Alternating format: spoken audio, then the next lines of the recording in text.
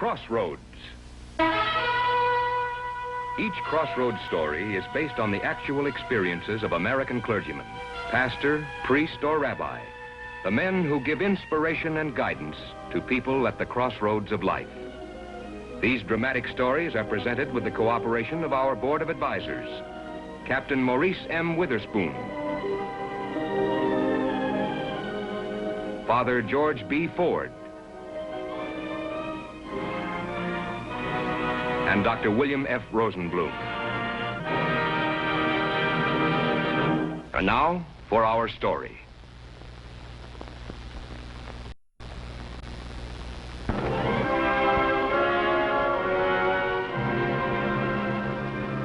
This is Trinity Church, famous landmark in downtown New York and home of the Episcopal faith for many years.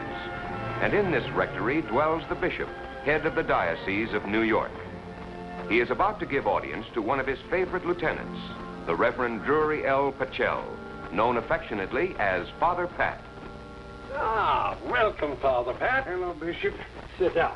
Thank you. You look as fresh as an April shower. Well, I feel more like a March drizzle. That's why I've come to see you. I read your note. Now, what's all this about your wanting to retire? A boy of your age. Well, I'm awfully tired, Bishop. I seem to have lost contact with my people and my work, and I don't feel that I'm giving anymore.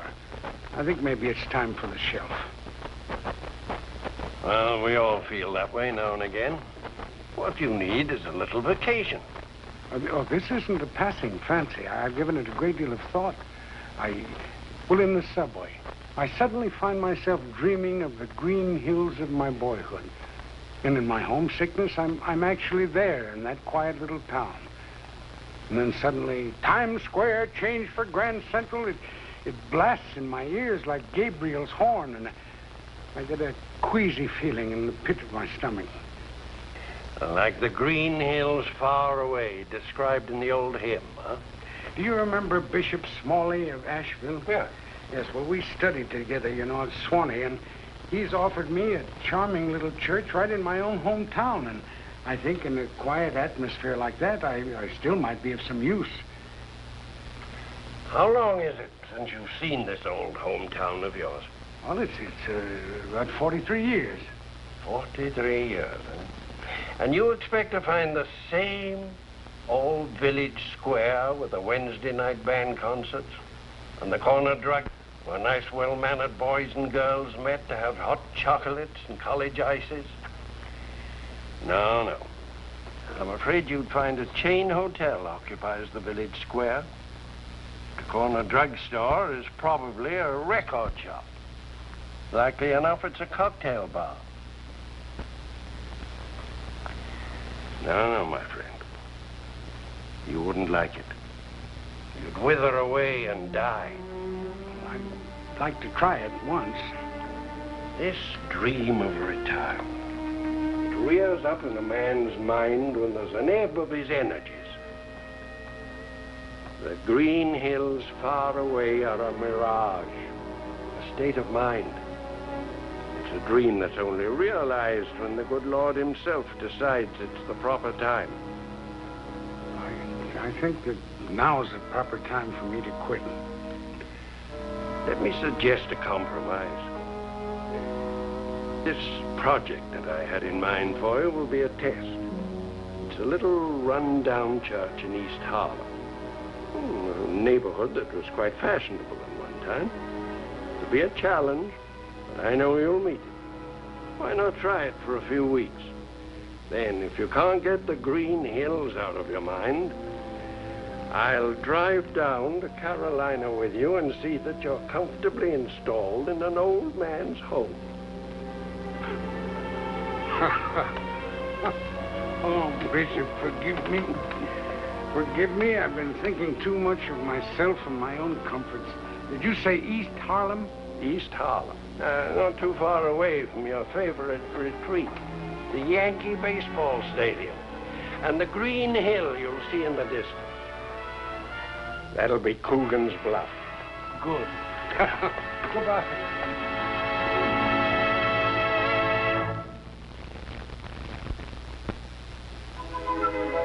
The new assignment was indeed a challenge. The proud old church reflects the downward trend.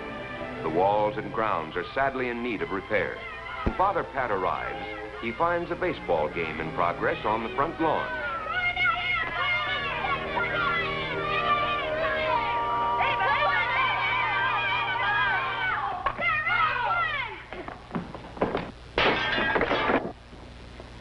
Now that's the third window this week.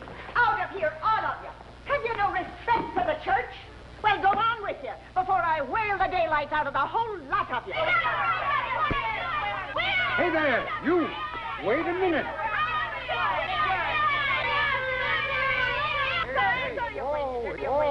Hey, here. Now, what's the meaning of all this? Oh, Father Pachel, glory be. I'm the housekeeper, Mrs. Gowdy, and we didn't expect you until tomorrow. Had you planned another kind of welcome for me? Oh, those hellions. Forgive me, Father, but they've been warned and warned not to play ball here. Where else are we going to play? They took our field away. Yeah, we got the right to play here. We belong to the boys' club. Yeah. That's right, too. No, one at a time. Now, what boys' club is it? The boys' club of St. Edward's. We belong here. He's right, and that's true. Now, well, where is your field? Surely the front steps of the church is not your regular baseball diamond. But they closed our field. Now, who closed your field? Old man Hoyt. Mr. Hoyt, and he's chairman of the board, and the board voted to sell part of the church property to pay off the mortgage. Mrs. Gowie, would you be kind enough to take these inside for me? And I think I can handle this. I will if you say it, Father. But if Father Tremble were here, he'd send a lot of them to jail. Father Trimble? That old crab. You No, Mrs. blasphemer. Gowie, will you please go on? I think this young man spoke in haste. Huh?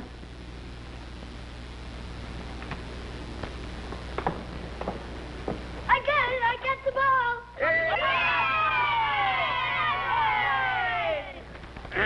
You the new priest? That's right, Father Pachel. And when you get to know me a little better, you may call me Father Pat. Father Pat, eh? Mm-hmm. Well, how about it? What inning was it? Last of the six. What's the score? 3-3. All right, I'll umpire. Let's go. Hey, baby. Play ball! Steer right!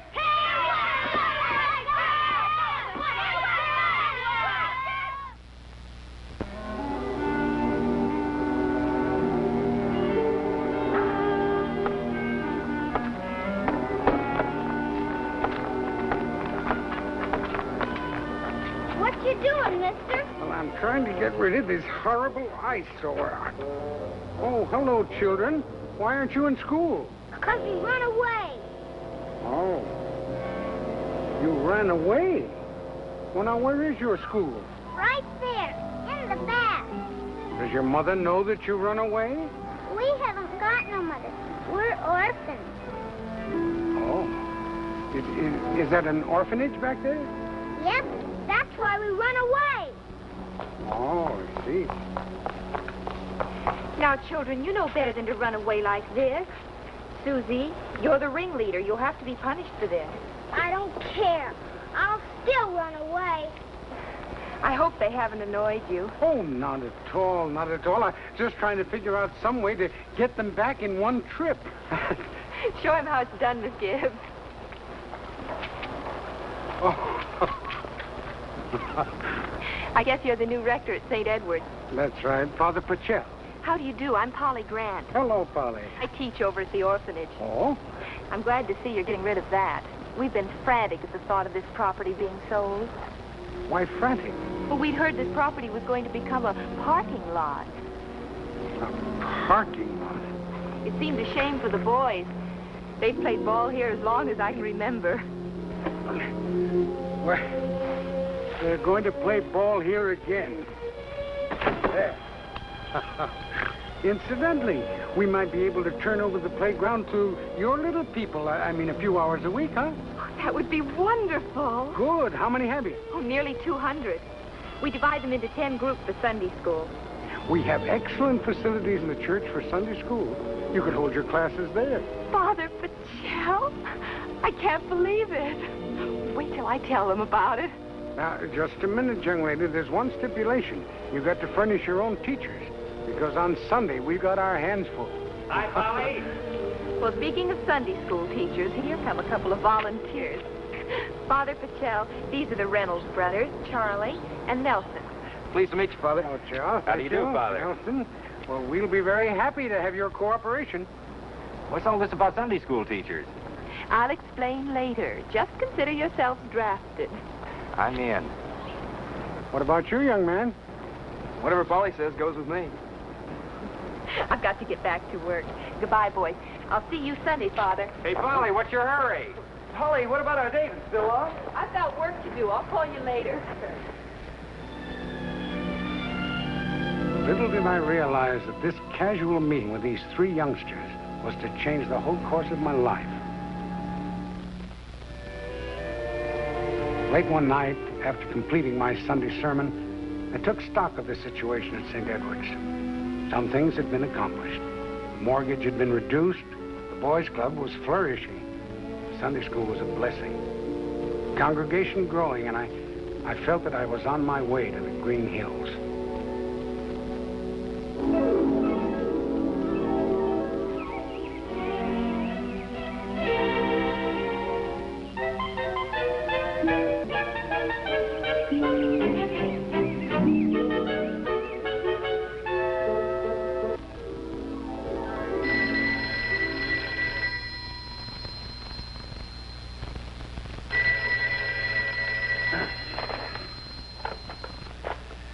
Hello, Father Pachel. Father, something terrible has happened. I just stabbed Nelson. I think he's dying. All right, now listen. Now don't get panicky, Charles. I want you to call the doctor and then call the police. And I'll be there right away. All right.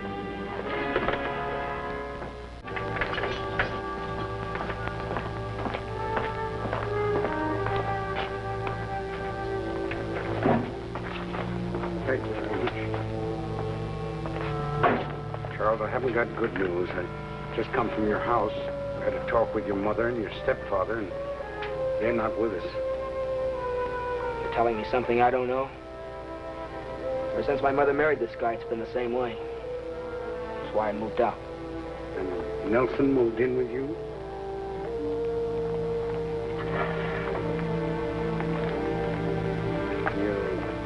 You feel like telling me what happened last night? Well, you know how it's been with Polly and me. On one day and off the next. I know she loves you. I thought she did. Well, what changed your mind? Well, she knows how sore I get every time Nels tries to move in. Well, last night we had a real hassle. I told her if she ever saw him again, it was all off between us. That's all she needed. She left me standing there in the middle of the street. There was a bar on the corner. Next thing I remember, I was standing in some joint I'd never seen before. Give me another double straight rye. I'll give you a double of nothing. Go on home. To my brother? You know my brother? We're roommates. No, I don't know your brother. And if he's anything like you, I don't want to know him. Blow. Says who? Says me. Go on, scram. You're slowing up, Mac. If you weren't closing, I'd make you swallow this. You know, there's something lovable about you. You remind me of my brother. So that's how you got the knife. How'd you get home? Walked. Must have sobered me up a little because I remember Nels lying on the bed reading. Then he started needling me. When I told him that Polly'd walked out on me, he said that she'd been up there at the apartment with him. Well, I saw red. We fought all over the room, and there he was, lying on the couch, me with a knife in my hand.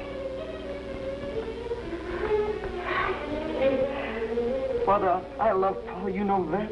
He was trying to take her away from me. Father, nobody's ever going to take Polly away from me. No, of course they're not.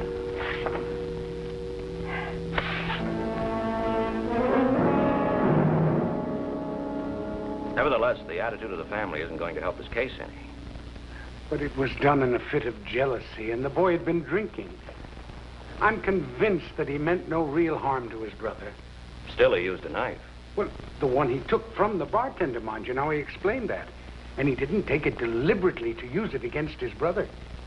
But, Father, if his brother dies, Charlie is up for a murder rap.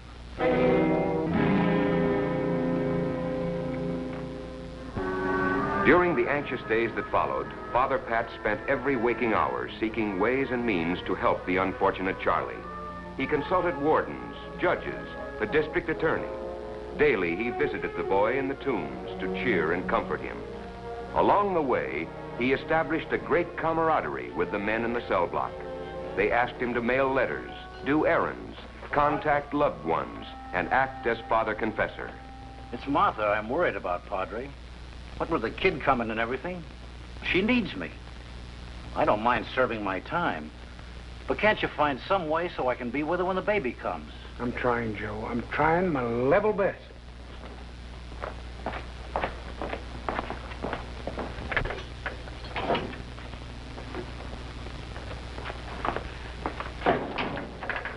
I was beginning to think you weren't coming today, Father. I had to verify some news. Sit down, son. Nelson's going to be all right. Oh, gee, that's great. You mean he's going to be okay? No permanent injury or anything? All the medical reports say he's going to be as good as new.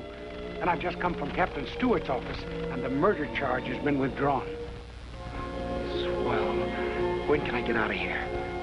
Oh, you're not free yet. The charge is still felonious assault with a deadly weapon. Nelson's going to be okay? But he's the victim of an assault, and you're guilty of a crime. I got to stay here. Until you stand trial, yes. What can they do to me now? Well, that depends on Nelson. If he wants to press the charge, it could mean a prison sentence. How long? Oh, 5 years. Maybe 10. 10 years? I'll be an old man by the time I get out of here. Oh, no. Take it easy. Oh, what's the use? I'll be hooked no matter what happens. Nelson will press charges, all right. I should be. All these weeks in the hospital on account of me. And I'll wind up in some lousy jute mill. How do you know what God's got in store for you?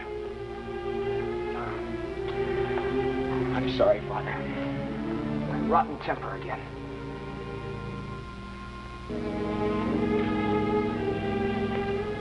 There's something you got to do for me, Father. Promise? I'll try. Explain all this to Polly. Tell her I don't expect her to wait for me. It wouldn't be fair. I wouldn't want her to. In 5 years. 5 years. Now, look here. Don't you start serving time until you're sentenced. Now, we don't know anything for sure yet. I'm going to talk to Nelson tomorrow morning. And as for Polly, I wouldn't dare tell her what you just said now. She'll wait for you forever. I got to see Captain Stewart again. Guard! Now, I know you've got a lot of courage. And this is a test. Now, don't you lose your faith.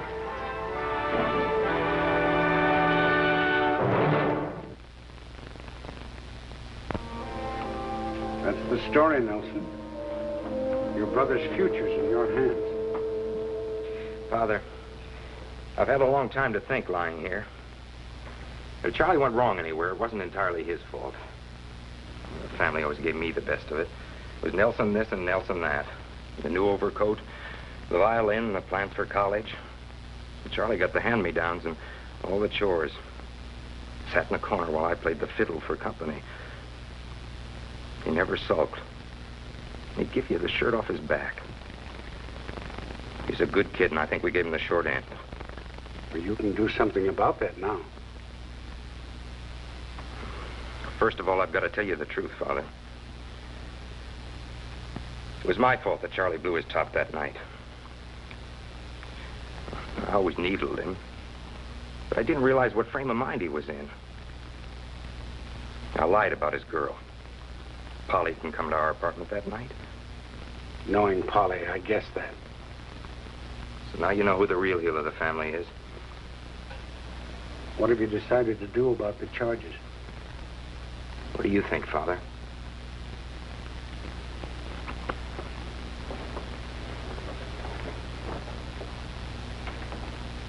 Oh, come in, Father. I called you as soon as I got word from the DA's office. Sit down, Father. Thank you. Well, Nelson didn't press charges as he promised. Oh, good. But his stepfather did. Oh, dear, I never expected that. Well, however, it's not as bad as it sounds. If Nelson refuses to cooperate with the DA's office, the prosecution has a very weak case. Yes, but how long will the boy have to sit in that cell? Not too long. But I'm afraid where he'll be sent won't be much of an improvement. And where will that be? Elmira Reception Center. Elmira? Well, Father, the DA insists on a thorough investigation. So, since his parents won't assume responsibility for the boy, he'll have to stay at Elmira until he stands trial. But at Elmira, he'll be exposed to criminals of all types, and he... Oh, no, now, this is all wrong, Captain. No, this is an 18-year-old boy, and it's his first offense. And you're trying to... Listen, I've listened to the men in the cell block, and they've told me their stories. How one little bit of help in the beginning might have saved them a whole life of crime. No, I'm going to fight this. I'm going to fight it with all my strength. I'm going to call the newspapers, and I'm going to make an example. Father, what would you have us do with the boy? Have you any suggestions? Yes, I have. Turn him over to me. There's plenty of room in the parish house, and I'll be responsible for him, just like a parent. Captain, give him to me. I was hoping you'd say that, Father. The boy will be paroled to your custody. He'll be in your hands within an hour. Mac, get me the warden's office tombs.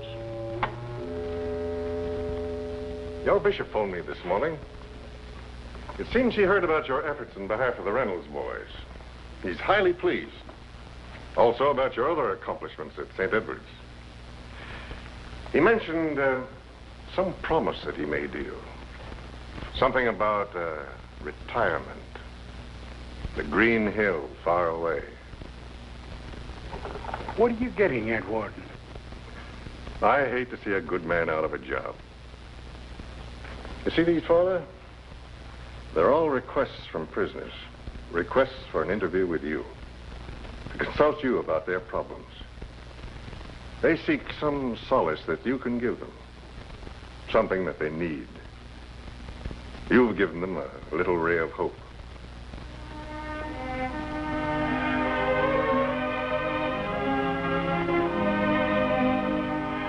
Well? It's a call. What can one do but heed it?